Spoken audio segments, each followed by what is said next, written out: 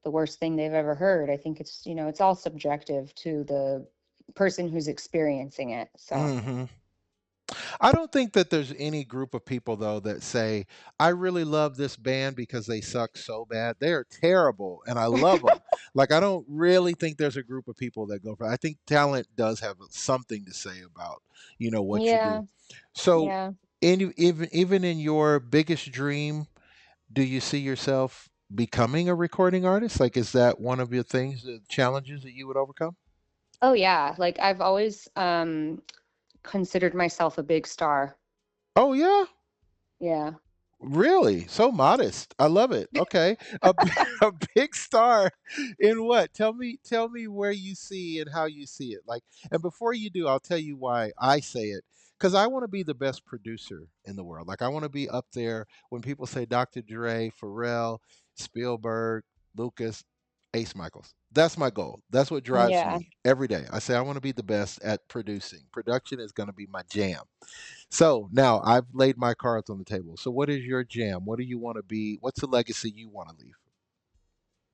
I just want to leave a positive impact on the world. I want to be someone that someone can say, she changed my life for the better. Like she made me a happier, better, stronger person in some way. And like I've always felt like I always have like some sense of like wisdom to me, and I always try to like help people. Like people come to me a lot sometimes with their challenges, and I try to like help them navigate through them. So I feel like I would love to be up on a stage someday, like telling people a story that makes them, that gives them that like that pep in their step to go out and like conquer their dreams. Mm. Mm-hmm. And it's interesting. That shouldn't be a lofty ambition. But what happens in our society is we put so much emphasis on tech billionaires and people who make money selling widgets than we do on the Hmm. fact that this person can paint and they're really Hmm. good at painting and they deserve credit for being able Hmm. to paint, just paint, right? Yeah. But we Yeah. we don't look at it like that. We look at it like, okay, well, if you're a painter, yeah, I don't know how you're going to make it through. Whereas if someone goes to medical school and they get in debt and they're in debt for most of their adult life, there's no guarantee they're going to become a doctor just because they went to medical school. There's no guarantee Right. that they're going to become a successful doctor. As a matter of fact, the chances of you becoming a successful musician or a singer are probably higher than you becoming a successful medical technician or doctor based on the amount of how many other people are doing it. There's far Right. more people going to medical school than there are going to music school, Yeah. you know? Yeah. So you want to leave that legacy. That's a good legacy to leave. It's really great that you want to reach out of yourself and help other people. I think right there that says a lot. When a person is not motivated by getting the cars and the parties and the drinks and the this and the that, but they literally can see outside of themselves and say, "Hey, I've got something that's so good it might help other people." Now that to me, that's the true talent. That's dope. Yeah. And I think that's what matters the most. It's not really the material things in life that we can possess. It's more about how can we help each other get to be the more elevated versions of ourselves that we all are. We just need help remembering it sometimes. Right. And speaking of elevated versions, what did you think about our opening topic? We're talking about people who are going through such amazing, great lengths to be beautiful. It seems like that's the new calling card is your looks. Because of all the social media and all of even the move towards like the latest in film and television, like it's all so much more esoteric than it used to be, say 20 years ago, even. What do you think? What are Yeah. your thoughts? Yeah, I feel like social media, I could say, I mean, people have been getting plastic surgery for a long time, right? Before social media. So it's not just social media to blame, but I feel like people see someone who they think is beautiful, and that people can start to get really harsh on their own selves, rather than like honoring where they are in their body in this particular moment, like right now in this time at 3:39 p.m. in Las Vegas, I am 100% happy with myself as I am. Do I have, an idea of like perfection? I think we all kind of have that, some sort of idea of like what perfect is to us. Like, oh, I wish, I didn't have that little like scar on my face, or maybe a little less fat here. It's like, it's all these little things that we just kind of like, we pick on ourselves Hmm. and we pick ourselves apart. And like media and the ability to go and access plastic surgery, if you can afford it, and do whatever you want. It's like, if that's what makes you happy, then do it. Who am I to tell you that it's wrong, right? Right. And what's interesting, I think this is what I think is interesting. So human beings have been around for longer than 2,000 years, because 2,000 years would just be from since when Jesus was born and died, right? So that would be 2,000 Right. years now. So we say we've been around for probably 10,000 years, the humans, Yeah. right? Would you say that humans have never looked better than they do now? I mean, now we've got plastic surgery, we've got gastro surgeries, we've got ways to facelifts, and we've got contact lenses and all this stuff. So, has this helped the human existence problem more? I don't know. I mean, again, I think it's like in the eye of the beholder, right? I mean, I personally believe that like I like a more natural beauty, I guess. Like I like strong, hard bodies like that go to the gym and work out and are Hmm. healthy from the inside out. Like I think a healthy, strong body is like one of the most beautiful things that you could have. And when you're healthy on the inside, it radiates on the outside. Your skin is clearer and more supple, more moisturized. Your hair and nails are healthier. Your eyes whites become less yellow. Like your teeth are nice and healthy. I think just being healthy is the most important thing, and there's so many things that you can do naturally to preserve your beauty, like gua sha, facial yoga, like all these things, Hmm. lymphatic drainage massage. There's lots of things that you can do, and I think in the ancient times people were um doing those things more, and like western medicine and all that has kind of like made it a little bit more of like a shortcut way to attain things. And but I don't know, I think it all just kind of comes down to taking care of your health. So you don't sound like you're a proponent for doing any like medical procedures to change your own Oh, look, right? whoa, whoa, whoa. I don't know. I mean, I She said, do. "Hold on there, buddy." I wouldn't say that I would go so far to like have someone break my facial like I wouldn't have Right. someone punch me in the face just so that I could have like a more chiseled jawline. I think Right.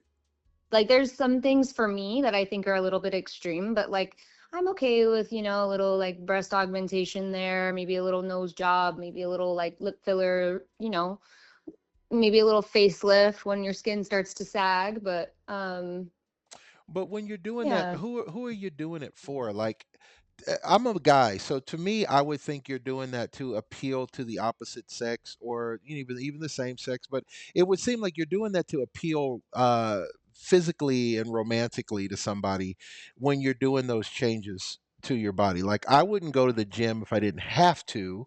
Right. And why do I have to? Well, because I have to perform on stage, so I got to be fit.